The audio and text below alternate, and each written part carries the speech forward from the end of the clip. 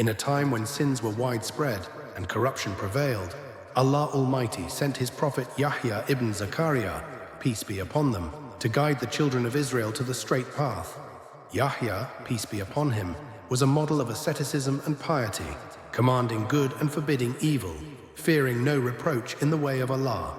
But in the palace of the tyrant ruler Herod, a plot was being hatched in secret. Herod loved his niece and wanted to marry her, but Yahya, peace be upon him, stood firmly against this grave sin and boldly said, "It is not lawful for you to marry her, she is forbidden to you." The girl became angry at Yahya's words and began urging her mother to take revenge. The girl and her mother conspired to carry out a wicked scheme. The fateful day arrived. The girl held a grand banquet at the palace and danced before the king until he was completely mesmerized. In a drunken and arrogant state, he said to her, "Ask for whatever you wish, even half of my kingdom." The girl approached him slyly and said, "I want the head of Yahya ibn Zakaria on a golden platter."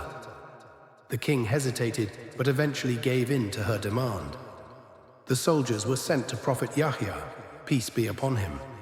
They entered his place of worship while he was praying, seized him unjustly, and beheaded him. Yahya's blessed head was placed on a golden platter and presented to the tyrant and the wicked girl. But Allah did not leave them unpunished for long.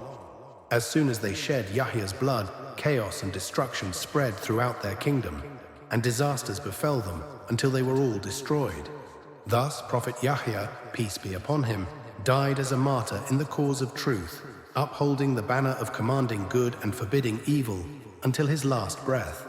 The death of Yahya, peace be upon him, was a testimony to the oppression and tyranny of the rulers, but it also remained an eternal lesson in steadfastness on the path of truth, no matter the consequences.